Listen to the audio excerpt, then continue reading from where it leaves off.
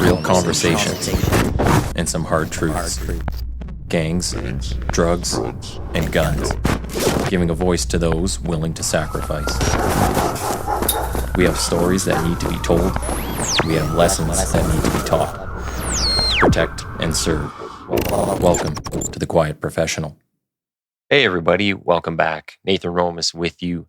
Today, we are going to be talking about fitness and standards within policing.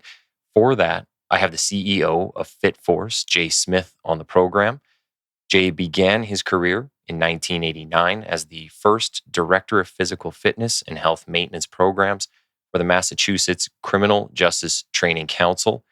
He then founded the Integrated Fitness Systems, or IFS for short, which we'll get into a little bit later.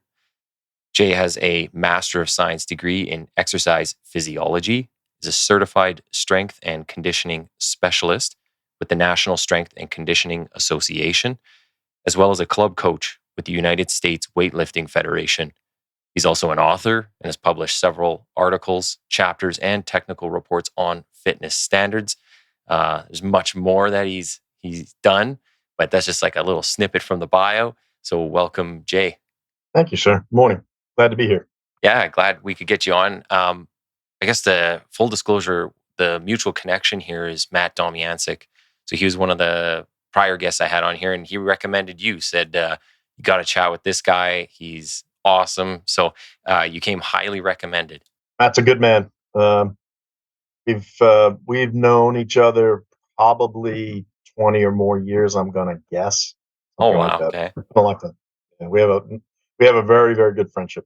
Yeah, so you guys have you worked together, and before we fired this podcast, we had chatted offline, and you guys have quite a history together, right? Like you've done a bunch of work and worked out together, I guess. Yeah, Matt approached me when he was working for a sheriff's department on the East Coast, and as he shared with your audience, it was after his disability started to kick in, and he was having some significant medical issues. He was attached to the academy at that point and was looking to develop their program and was looking at vendors and resources and came across me and my body of work. And it happened that I was going to be in Maryland, which is close to him, working with a state police agency down there, and I invited him up to take the class and for us to get to know each other a little bit, and we've been going great guns since. Awesome. Over the years, we've been close friends, but I've also trained him long distance, watched his progression from, I would say, the depths of his disability to where he is now, and thankfully, it's been great fun to be a part of his journey too. Yeah, honestly, he's one of the most inspirational people I've talked to. I could chat with that guy for like hours. Yeah. So really good stuff. Well, maybe we'll just start with you a bit, and you want to tell us about yourself, kind of growing up and how you got into the world of fitness, how you kind of got engulfed in this whole thing. Well, yeah, I mean, lots of boring details, right? I played sports growing up. Did a lot of team sport type activities, and then from high school into college, more of the individualized stuff. I was doing some bicycle racing for a while, and a lot of weight training and stuff like that. My bachelor's degree is in psychology, and I worked in the field for a long time in high school and in college. And I initially thought I wanted to be a psychologist. And after working in the field in several different capacities and settings, I came to realize that most of them are nuts, and I just didn't really want to be that crazy psychologist. So I started to shift gears, and I thought, well, I've got this growing interest in the mind-body connection, and sports psychology seems like a pretty cool thing. This is back in the 80s, and there were some really interesting people doing some really interesting work, but it seemed like they didn't have all of the scientific or the physiological basis for what was going on and what worked. That wasn't like a big field back then, is what you're saying? Sports psychology was growing, Yeah. and there were some prominent names. So, in the field of sports psychology, there were some folks doing a lot of stuff that was starting to get publicity. There was also, on the medical side, the mind-body connection was kind of moving from the East, I think, to the Western medicine. People like Herbert Benson, who wrote the relaxation response, who actually I got to meet and spend time with eventually, was one of the pioneers. At one time, his book, The Relaxation Response, I think, was the second most published book in the world. And so there was this growing body of evidence. I had gotten interested in the martial arts and started to study some of that stuff. And I think the East does a better job of connecting the two parts together. Yeah. Yeah, I was thinking as soon as you said that, like as soon as you started down that train of thought, I was thinking martial arts, 100%.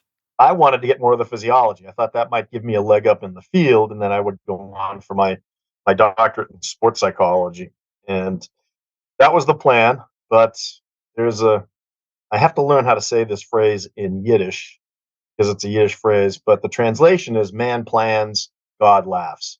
And it kind of typifies my experience. So I had a plan, but I think there was a different plan for me. And by the time I got through with my master's in exercise physiology, my wife, we had a young family. My wife didn't really want to be poor anymore, and she didn't like the graduate school experience as much as I did. Um, so she asked me to look for a job. At the end of my graduate studies, there was a big job fair at the national conference where graduate students go to get jobs. And that job fair happened to be in Massachusetts. I was in graduate school in Kentucky at the time, and she really wanted to go home. I wanted to stay in Kentucky, but there was this conference in Boston that year, and I was sent with my marching orders, look for a job at home. So I did.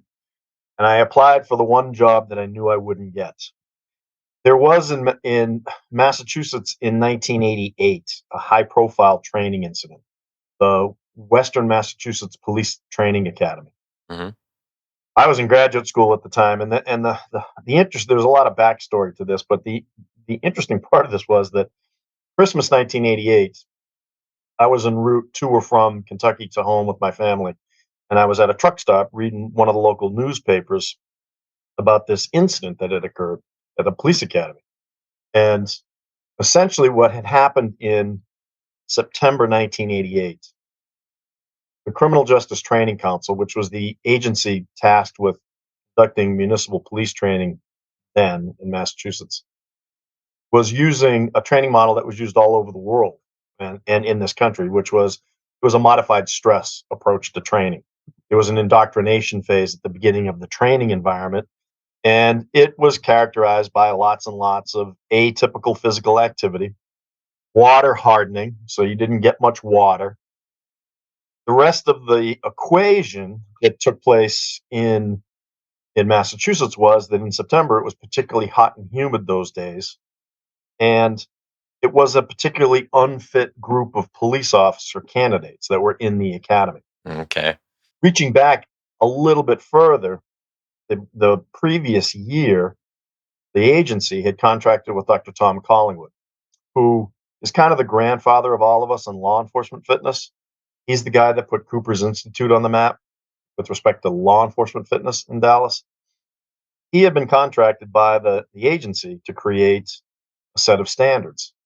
And he presented those standards in 1988, the following year. The agency wanted to adopt those standards right away. The state agency that oversees the civil service process said you cannot implement them right away. There were too many people in the pipeline. You'll adversely impact their appointment process. You can use the test as an assessment for a year, implement it July 1, 1989. But for the next year, you can only assess people. So the agency agreed. They assessed class 12, and the standards that Tom created at the time would be very familiar to a lot of people. They were age and sex adjusted, and they were based on Cooper's normative database, which was the old way of developing standards. Okay. And it's really not developing. You're essentially arbitrarily picking a set of numbers. But at the time, that was about the best that the industry had. And Tom was one of the leaders in the industry. So he proposed the 50th percentile would be a reasonable expectation to be able to do the job of a police officer. Hmm. The agency's academy duration at the time was only about 15 weeks, I think. Working backwards from that 50th percentile for age and sex, he proposed that the agency could admit kids to the academy at the 40th percentile and then graduate at the 50th. And that would predict successful job performance or be related to successful job performance, I should say. So they assessed class 12, and of the 51 kids that were admitted to the class, because they didn't screen anybody out on fitness, 35 would not have been admitted because they would not have passed the 40th percentile. Wow. So it's a less than average fitness group of people. Yeah. They bump up against hot, humid conditions and a training environment that was characterized by lots and lots of physical activity in the beginning of the academy with this water hardening. Well, by day 3 of the academy, at that night, it was not a residential academy. It was a day school. At the end of the day, half the class ended up in the hospital. 16 kids needed some degree of dialysis to jumpstart their kidneys, Jeez. and one never left the hospital. He died subsequent to a liver transplant in November 1988. The agency adopted a new set of those standards as a result of an emergency vote of the council in November of 1988. But as you can imagine, this was all over the newspapers. In fact, the agency was on the front page of all of the major newspapers in Massachusetts for over 200 days. Wow. Imagine you are a staff instructor in this, you're doing what you've always done. And now every single day, your name is in the paper attached to this story that looks like great maltreatment and misguided efforts and everything. Well, December 1988, I'm at a truck stop reading this account and I'm thinking, boy, what a mess. Glad I'm not in the middle of that. I was actually working with the local police department in Kentucky at the time, so I had a little bit of sensitivity to it. And I was a little bit interested in the story. I was also thankful that I wasn't in the middle of it. Fast forward to May 1989. By now, the Attorney General's office has investigated the agency. There have been a couple of independent committees that have been impaneled and investigated, and the governor's office investigated. A bunch of people lost their jobs. One did some time for some financial malfeasance.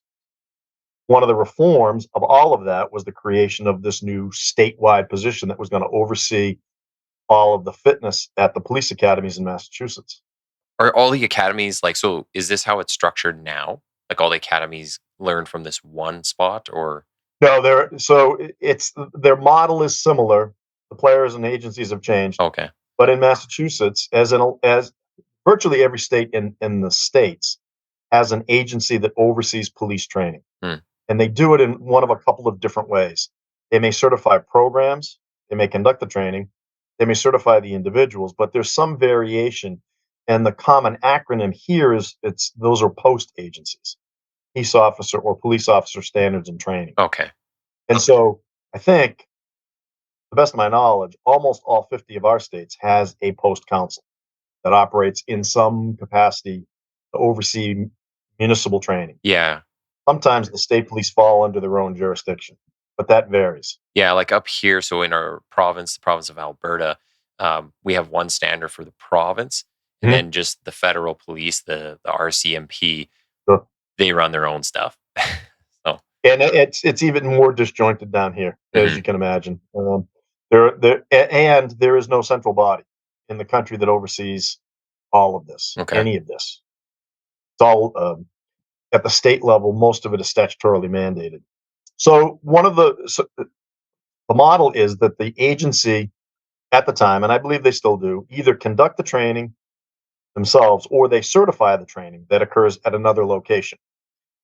So a big department like the Boston Police Department has their own academy. At the time, at least, the training council certified the Boston Police Academy, and they did their own training at other locations. This was one of the agency's locations, and it was one of the Western Massachusetts training sites where it occurred. So the reform was to create this. You said the title was the Director of Physical Fitness and Health Maintenance Programs. It was a brand new position, and they were going to that person was going to oversee all of the physical fitness testing, the medical standards, and a whole bunch of other stuff. It was considered a major reform Mhm. of what became known as the Agawam incident. Agawam was the town where the academy was located. They started a national search, and they happened to start it at this conference that I was at. And I thought, this is perfect. I'm going to throw my hat in the ring for this job because I know I'm not going to get it. I'm only 25 years old. I have no law enforcement experience, and I have no political connections. But my wife really wants me to look for a job, so I'm going to throw my hat in the ring, and then I'll be able to go back and say, I tried. I looked for a job. I even applied. Well, I got an interview at the conference. They asked me to, while I was in town, come to the headquarters for a preliminary interview. My story's getting even better now, Nathan. I can go back to Kentucky and I can tell my wife, not only did I apply, but I got a second interview. Yeah. And I could stay in Kentucky where I really wanted to stay. Well, that was my plan. I went back to Kentucky and I didn't expect to hear very much from them. I got a call and they said that I had made the final cut, and they asked me to come back to Massachusetts for a final interview. And I sat at the end of a table that looked to be a half a mile long, and there were about 12 or 15 people arrayed around it because this was a big deal. And that was my introduction to law enforcement fitness. So I completely fell into this. It was never part of my plan to be involved in this, and I have been involved in it since 1989 when I started. I went to work for the agency in July 1, 1989, and that's how I started my career. I had gotten my strength and conditioning certification, which was interesting for them, and that was, I think, part of what sold it. But honestly, in looking back, I don't know why I got the job. There was no reason for me to get it. I had no real experience. I had a whole lot of confidence. Some of it might have been Yeah. misplaced, but I had a whole lot of confidence. And I was I was always the young kid in a group of older people, whether it was work or sports or school, graduated high school young. I was always jumping in to the deep end. And so I thought, okay, I'll jump into the deep end. And I did. Maybe that lends to like maturity and stuff earlier, right? So maybe they see like, oh, this guy's pretty young, but he's pretty mature. So that, that speaks volumes to somebody's character as well. So maybe that's what really turned him on to that. I have to agree with you to a certain extent. It's funny though when I look at pictures of myself at that point. One of my oldest and very best friends that I grew up with, his brother was a couple of years older than us, and he went through one of our academies when I was just starting. And I have a picture on my refrigerator of the three of us. Bobby's graduating from the academy, and he's got his infant son in his arms, and I'm standing there, and both of these guys are 6'6", and I'm not even close to 6'6", but I have my suit on, and I'm an important person at this important academy, at this important graduation with my friends that I grew up with. And honest to God, Nathan, I looked like I was 12. Yeah. I literally looked like I was 12 years old. I sometimes I'm a little bit amazed at what I think I pulled off. But it was it was an indoctrination. I got to work with some amazing people under some very, very difficult circumstances, and it really forged me in my career. I Okay. spent 8 years there. I worked with some very influential people that changed my thinking about policy, public policy, because I was in a management position and we had policy making responsibilities. In fact, I was part of developing some Code of Massachusetts regulations, which are statutory mandates. I oversaw a bunch of statewide programs and weathered a lot of challenges in that time. We went through a lot of growing pains, and we went from being the bad kids on the block because we killed this kid in training to being a model program and going around the country and saying, "Look, we are actually a model program." Yeah. Unfortunately, sometimes it takes like a bad thing happening Yep. for people to go, okay, we need to fix this. Like, there's a lot of that in policing, Yep. unfortunately. And it's interesting because the condition that the kids had is a term that you probably are familiar with, and a lot of the listeners will be familiar with. But after 3 days of hard activity, continuous activity with very little water and poor levels of fitness, the kids were in the bathroom at the end of the day and they were comparing notes because they were all peeing different colors of shades of red and brown. Hmm. Yeah. and that's what prompted them to go to the hospital. Well, they had developed en masse a condition called rhabdomyolysis, Mm. which is the breakdown of the protein that constitutes muscle and infiltrates the kidneys. The young man that died may have had a pre-existing condition, but when the kidneys start to shut down, the liver has to take over. His liver shut down. He died subsequent to a liver transplant in November of that year. But 16 kids needed some degree of dialysis to jumpstart their kidneys after 3 days of activity. Yeah. Yeah. It's kind of hard to argue it's not the program at that point. So there was an outbreak. They call them outbreaks. I don't know why, because it's not a pandemic. There were outbreaks of rhabdomyolysis about the same time at the New York police. I'm sorry, the New York City Fire Department Academy. And so an individual can actually develop acute rhabdomyolysis. It can come on rapidly. They had an arduous entrance test to get on the fire department at the time. They had an outbreak there where I think there were 2 or 3 people that were hospitalized. Memory is failing me a little bit as to whether or not there were any deaths associated with that, but it didn't get nearly the attention that Massachusetts got. Really? You'd think even especially in New York, it's just such a, I don't know, big media frenzy there all the time. So, well, and you said you stayed on for about 8 years? I was there for 8 years with the state, and Okay. then I struck out on my own. That actually they helped me. I was looking to get out, and they eliminated my position, which helped me even more.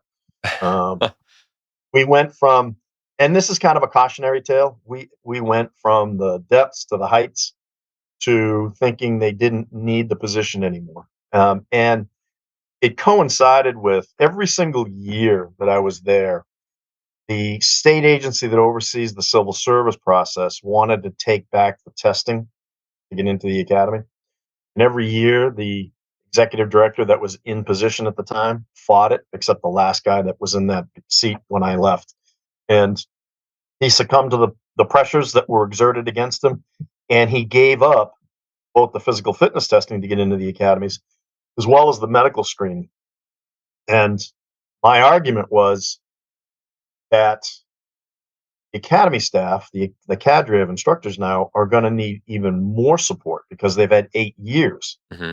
of this support. And now you're going to make them do their job without any of the information or the assistance that the program that we had created would provide. So why would they want to take it back though? Like what's the purpose of that? It's a good question. I mean, the civil service process here is usually a written test, but it can involve physical testing.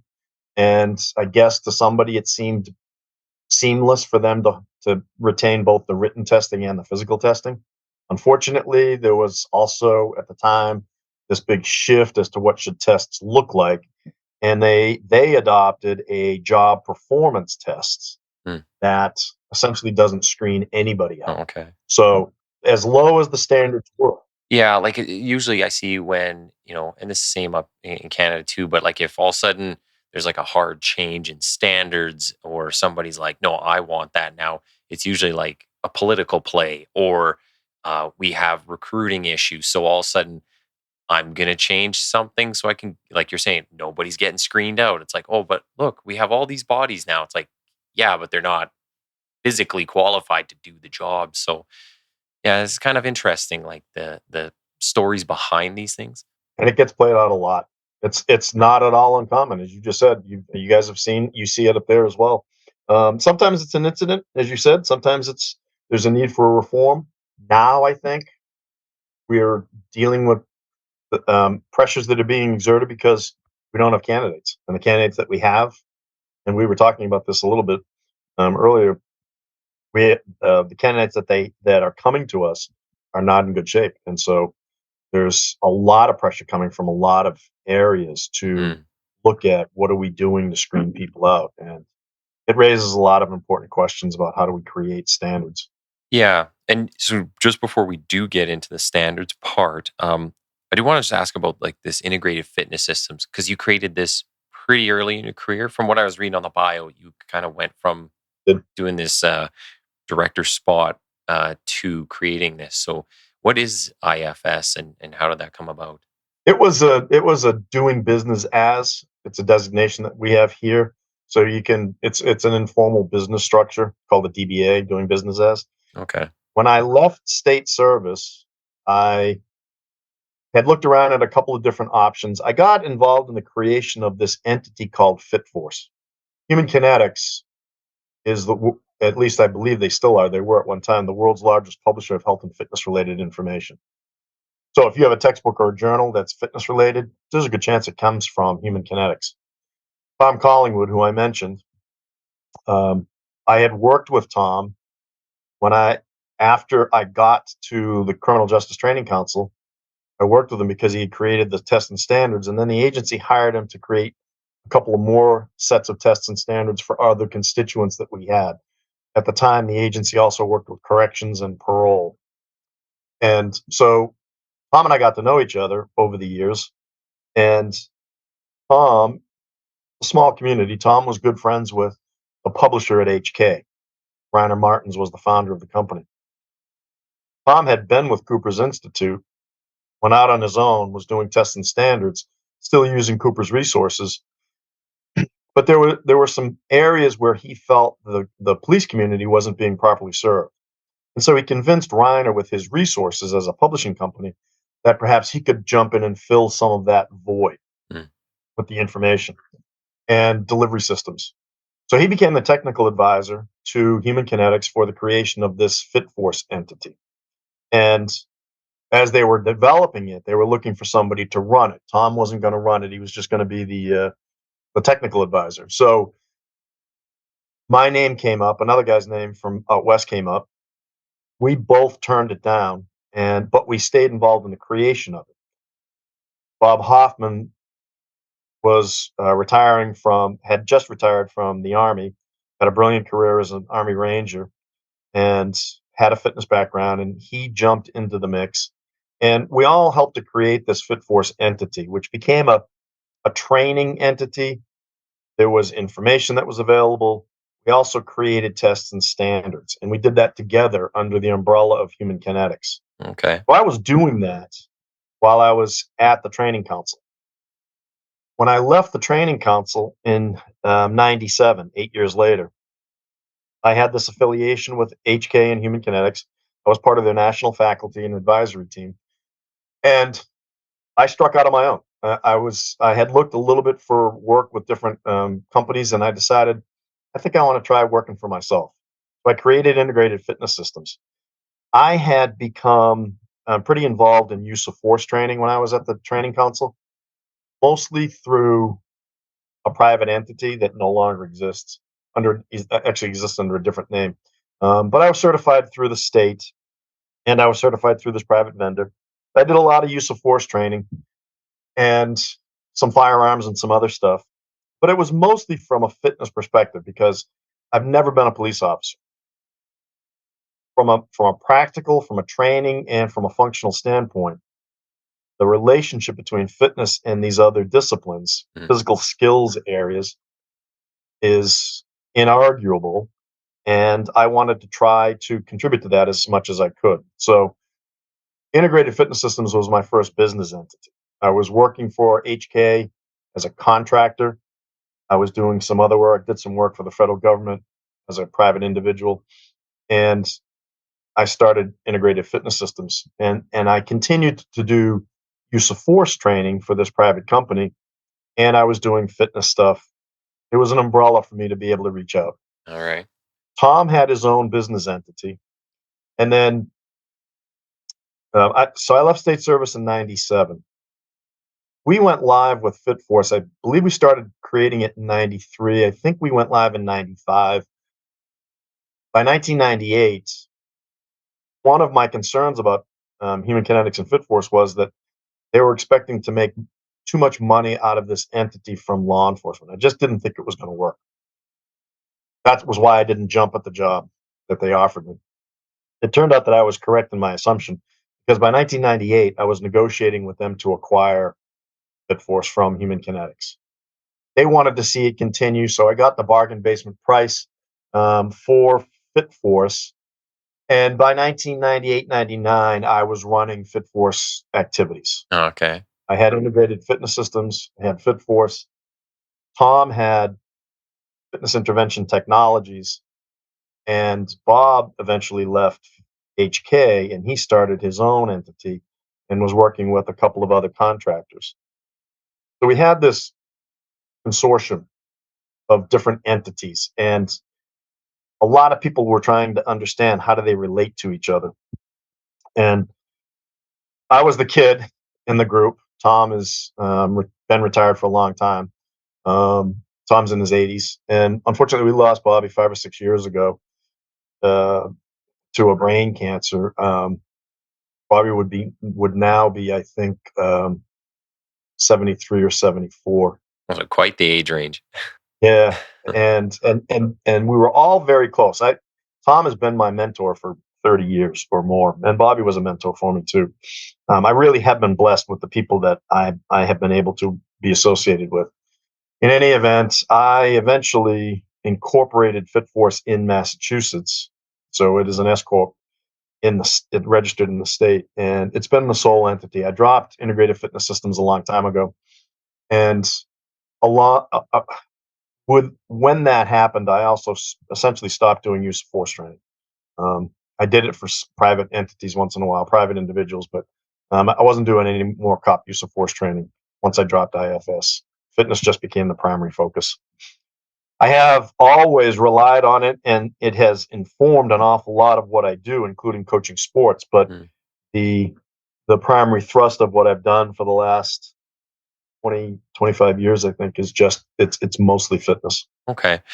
One of the things too, like, so you mentioned a few times, like, I'm not a police officer, but I'm doing these fitness things and use of force. Do you ever find when you were first getting into this, or probably less so now, but when you were first starting out, did you get any kind of pushback, like from law enforcement agencies saying, this guy's not a cop? What does he know? Like that kind of stuff. Did you ever run into that? I've been getting pushback since I started, Nathan. Okay. Ever since I started. Um, it was actually my baptism, because when I went to work for the state, the training model before I started was that it was mostly state police, although in some locations there were municipal officers in charge of the training. And one of the reforms after the Agawam incident, along with the creation of my position, was that the uniform staff, who were not employees of the agency, they were employees of their own agencies, were going to be subordinated more. That the Mm, civilians would be taking a more primary role because it was a civilian agency that used these as contracting employees. So, some of my funniest stories are from the very beginning of my career when I was this snot nosed little, looked like I was 13 years old, going to have to go in and tell these troopers that that's not how we're doing business yeah. anymore. This is how you're going to do it. In fact, talk about a setup. My very first meeting where I was introduced, I had been on the job a week or two back in 1989.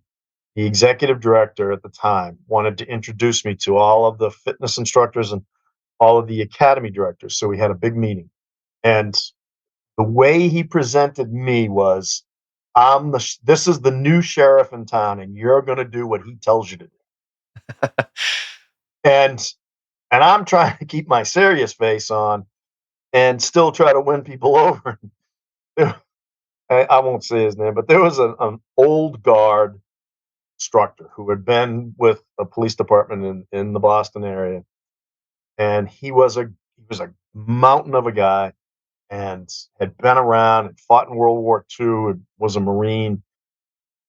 He was sitting in the front row, and he stood up, and he had the biggest hands, and he had giant fingers, and he started waving this finger like this. He said, "I don't want to be disrespectful, but who the hell do you think you are? Come." And I'm listening to this, and then I can't hear it anymore because I'm mesmerized by this giant finger that's going up and down. That was the beginning of it. So yes, the answer is Yeah. I have I've butted heads with that for a long time, but from a the way that I resolved this was, although I did train recruits for a long time, and I love training recruits, I stuck to teaching fitness. I would help with the use of force stuff, but I wouldn't be the lead instructor. There are some things that I think if you're going to teach somebody who's just entering a career like law enforcement how to defend or control or otherwise impose your physical will under the color of law, you come from somebody who's actually done it. Yeah. Yeah. Over the years, I spent a lot of time in the martial arts. There was a lot that I could bring to the equation from a motor skills perspective, from a knowledge base that I would add, but I wouldn't lead the instruction. And it wasn't a concession as much as it was an acknowledgement of what I think are the healthier dynamics. There are there are civilians that do police training, and they spend an awful lot of time butting heads with sworn personnel, and I just never saw the point. Well, I think the way you're describing it is a little bit of humility, maybe, and knowing kind of like, well, this is what I'm good at, and what I can explain. And if I don't quite know or I don't quite have the experience in this other field, like you're saying, the use of force stuff, then yeah, someone else can be the lead on it. I can still be part of it. Yep. I also think too, kind of like you mentioned before, the whole mind body part. Bringing that in, like, so when you're talking about the fitness, I think that's something that's missing from the standards now. Just from what I hear about training, police training right across Canada, and then even in the US, some of the stuff I follow, um, I think that's a huge component that's missing because you're trying to teach people about perseverance and like pushing through the suck and just grinding it out a lot of the times. And I think like those kind of things that can come from, it doesn't matter if it's a police officer or a civilian, because there's a lot of civilians that are high level athletes, right? And they go through some insane things. But I think that's something that's kind of missing nowadays. So I agree. Agree. I think that for the most part, our training just is not very good either. We don't have enough contact time. The content of the material in most instances is not very good. So yeah, there's a little bit of needing to provide an important s- um, set of skills or knowledge to a group. But I think it's clearly important that we also acknowledge that there are other parts to this equation, right? yeah. Because you're going to apply force. It's an emotional thing.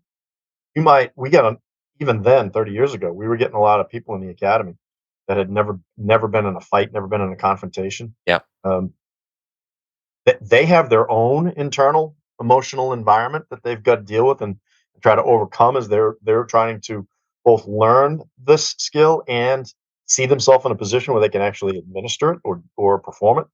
And so there are so many levels, and unfortunately, there are still so many areas where it needs improvement.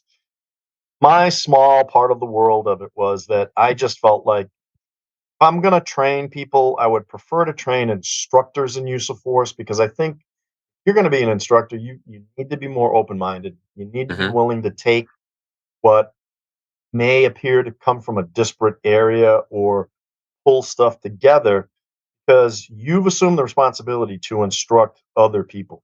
And in order to do that, I think you really have to be open to as much as possible. You also have to discern what makes sense and what doesn't. Yeah. But we can't ask a kid in an academy who's just thinking they want to become a cop and they have to learn this that they should be the ones that have to decide, nope, I don't think that's going to work. Now, you might have somebody that comes from a background that can do that, but for the most part, we don't get that. Like I don't know what the average age is of an applicant or somebody who makes it into class, but I'm gonna guess it's like mid 20s, just from some of the people I see coming through now. But even by then, like you might have been done university. You probably have had at least one job. I know up here, like at least Edmonton, we're right next door to one of our largest army bases. So we get a lot of people jumping over from the military into law enforcement. Sure. They got quite the life experience coming into this. So yeah, it's hard to gauge exactly like what, you got to speak to a really wide breadth of experience and Sure. life skills when they come through. One thing I wanted to ask was, uh, when it comes to fitness standards and the programs that you develop, so like when you go in, and this so the audience kind of has an idea of what you go in and develop the standards that a police service is going to use for their fitness testing, or do you do like a more holistic kind of thing? Because I know there is a component where you go to court and you can back up some of the stuff. So test development falls under a couple of different headings. And in the academic setting, it's called industrial organizational psychology. That's the discipline that is largely responsible for the creation of tests. Now, those can be emotional, intellectual, psychological, and physical. Yeah.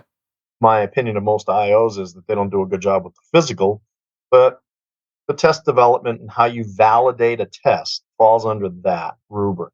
Here in the States, in the 70s, Congress passed the Uniform Guidelines, which are essentially they were the template for how do you create a test. We started to have, by then there was a lot of litigation around employment law. And here in the States, the Civil Rights Act 1964 was passed, which was considered the watershed act that created equal opportunity. It defined activities that were no longer legal. You couldn't base an employment requirement on race, creed, color, national origin. Couldn't discriminate against somebody in many areas. There was an employment title, including employment, when you make decisions based on those things, those characteristics. There were a lot of tests that were in place that were eventually challenged under Title VII of the original Civil Rights Act. And many of them were intuitive, or they were borrowed from the military, for instance. Because for many years we had a mandatory draft. Talk about who's coming to the police academy now.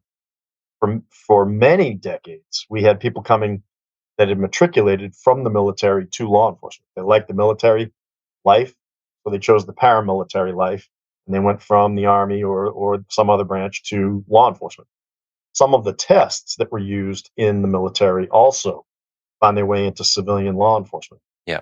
But they had an effect on protected classes that were so defined under the Title VII of the Civil Rights Act. And so, for instance, you could not make a decision based on sex. Well, females are smaller in stature than males. And without getting into all of the legal definitions and the requirements, if enough females are adversely impacted, which is the legal term, by the use of a test, then the employer or the entity conducting the test may have to now defend that test. And in order to defend the test here, and I believe that many of these legal concepts are common between us and Canada, you have to prove that that requirement is related to the job. Yeah. And so there are legal definitions here or concepts. And the terms that we use are that the requirement has to be demonstrably related for the position in question. That means you have evidence. You don't say, well, we grabbed this test because the police department over here is using it. We're a police department, so we're going to use their test. That's not demonstrably job related. So the first element is that the requirement has to be demonstrably job related for the position in question, and it has to be consistent with business necessity. People use these two phrases in the same sentence as if they're synonymous, and they're not. They have different elements to them.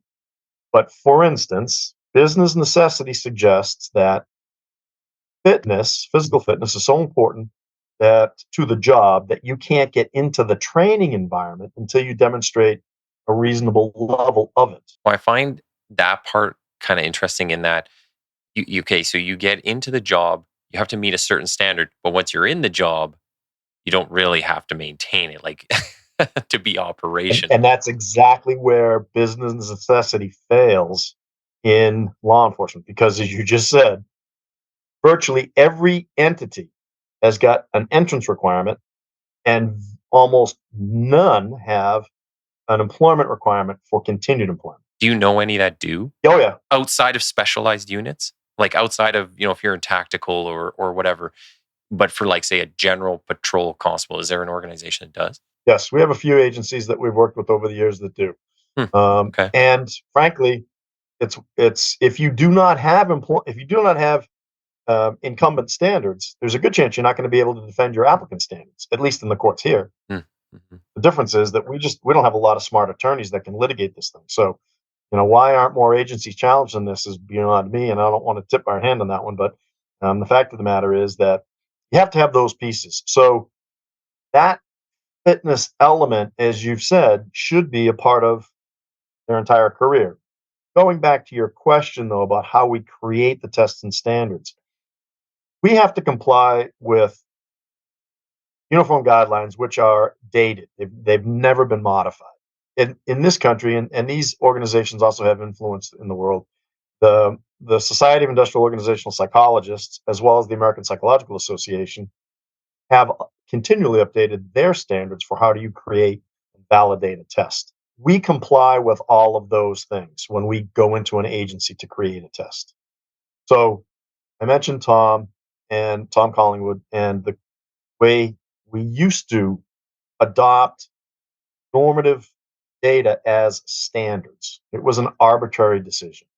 We think this is reasonable. And the reason that we did that was we didn't have a good way of linking the job with physical fitness. We knew the job required it. You can watch what a police officer does from a physical perspective and say, yep, that's muscular strength. There's some muscular endurance, need explosive power. But how much was always the question. Hmm. So there was this arbitrary decision. It seems reasonable to expect average fitness. Well, here in the States, we had a number of laws that were passed that started to chip away at this and the way that these things were defined. And so we are at a point, and we have been for over 20 years, where what should govern this to comply with both the statutory and regulatory elements, the academic elements, and the practical elements is that the demands of the job should dictate what the standards look like. Yeah. And so that's the approach that I take. That's the approach that my company takes. We look at the physical demands of the job, we characterize them based on the people that are in the job. It's not my opinion. My opinion doesn't mean anything. We go in and we ask, it's called a job analysis.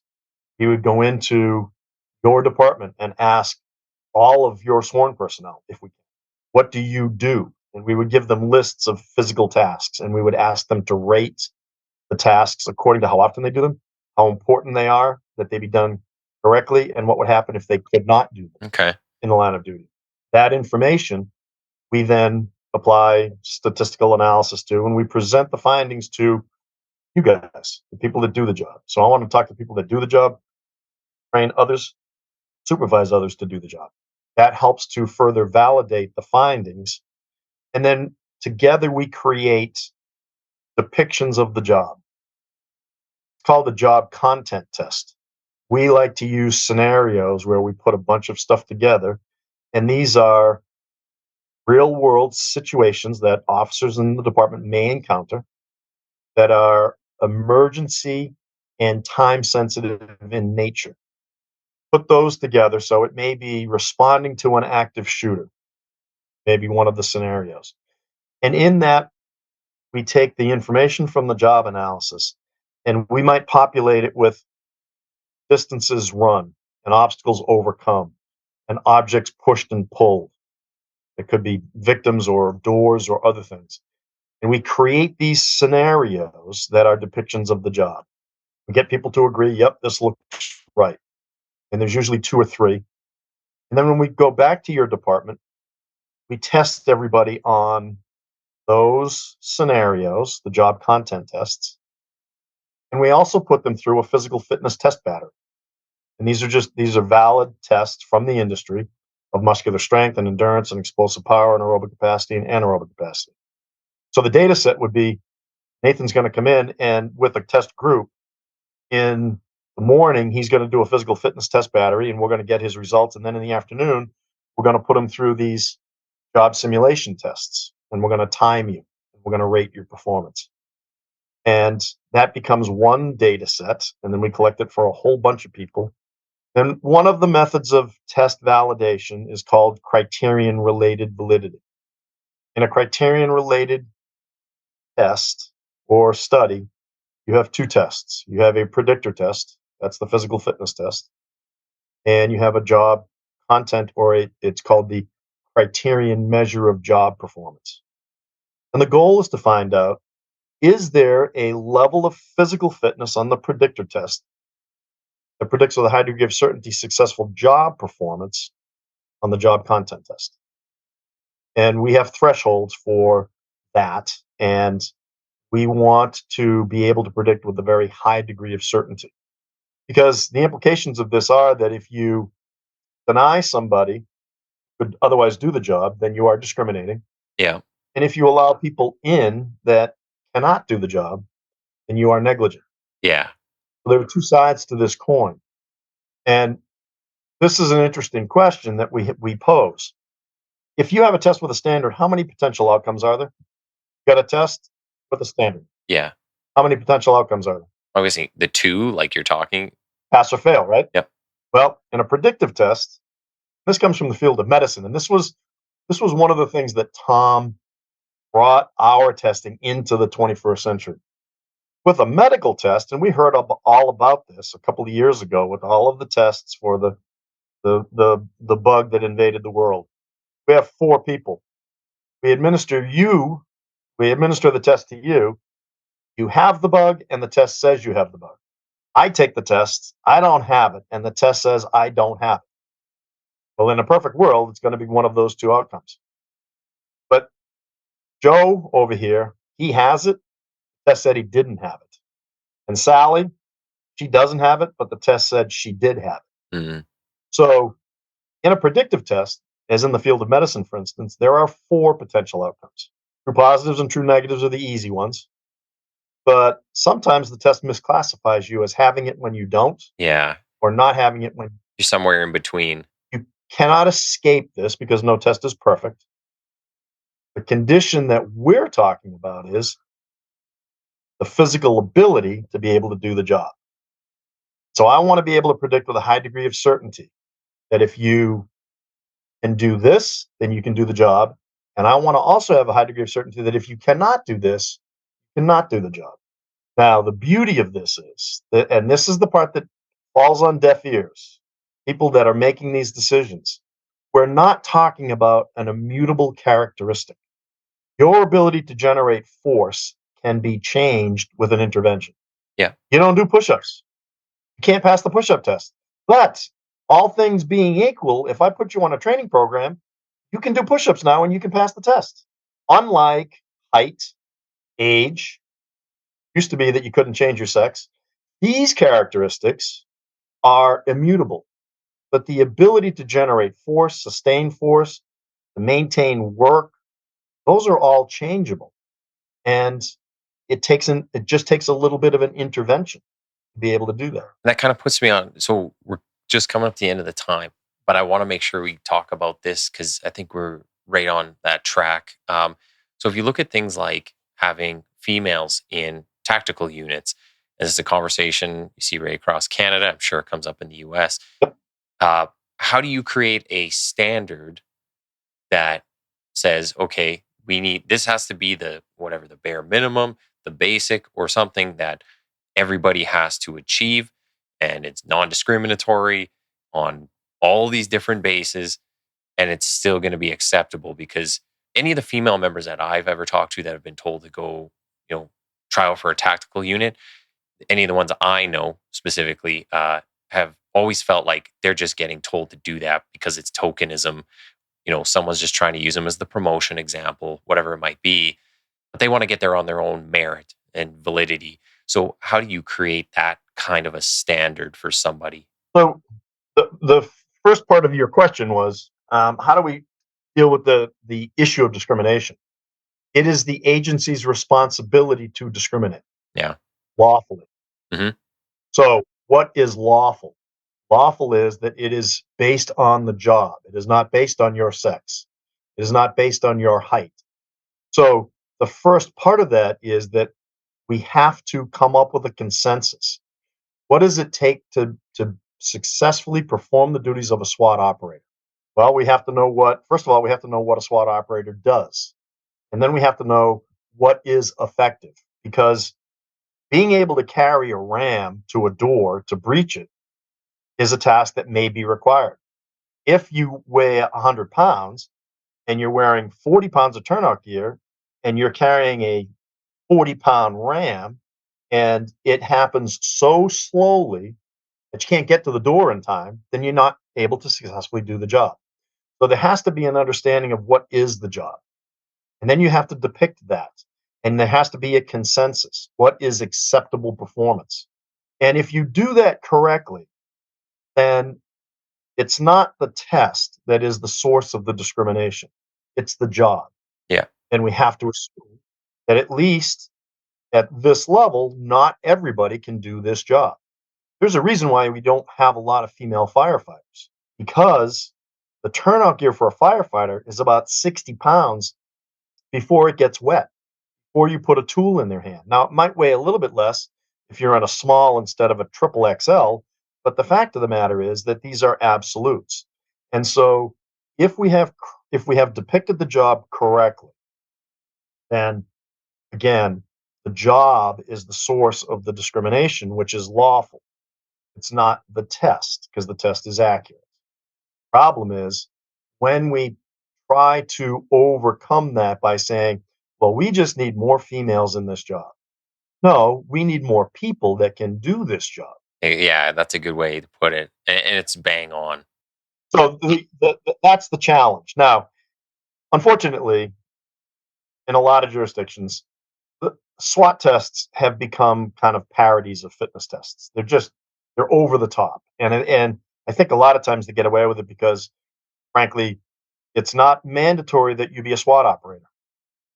So generally, it's not subject to the same kinds of challenges that you see under most of the employment statutes or the anti-discrimination statutes.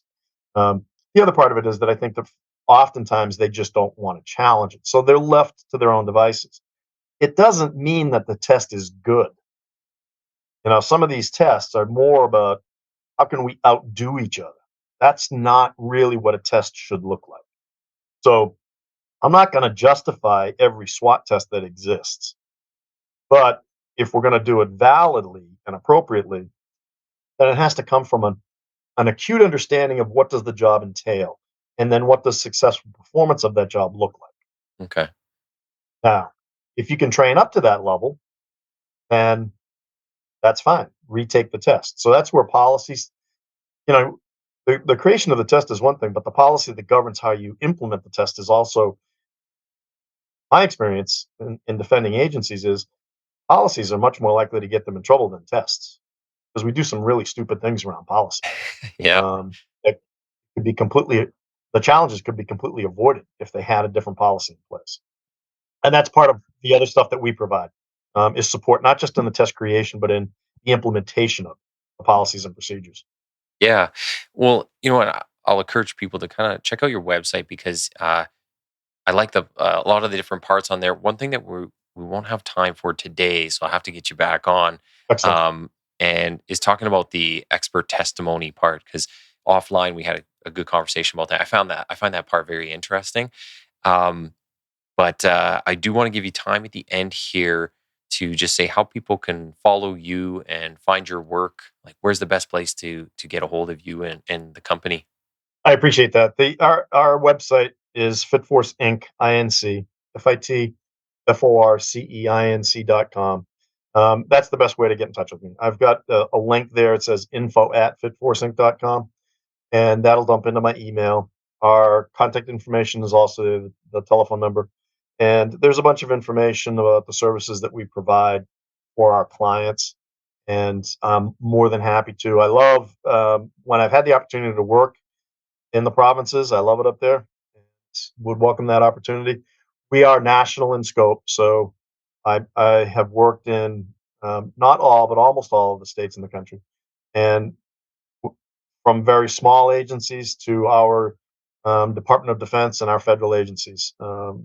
And we do some work with private entities as well. So this is not just a public sector service, but it is a public safety service that we generally provide. And there's a host of services that we will provide under this. We call it physical readiness solutions, and there is a whole host of them, including training and job analysis and policy and procedure and arbitration and litigation support. Awesome. Well, man, I thought the conversation was really good. The part where you're explaining about how the programs are developed and the standards are developed, it's not a conversation I've ever heard anyone else have. So I'm glad we could get that out there for listeners. Um, yeah, definitely got to have you back on here sooner than later. I'll just remind people, give a like, listen, share, spread the podcast. Let's help people out, get this information out there. So thanks for coming on, Jay. If you hang on for 2 seconds, I'll say bye offline. Appreciate it. Thank you, Nathan.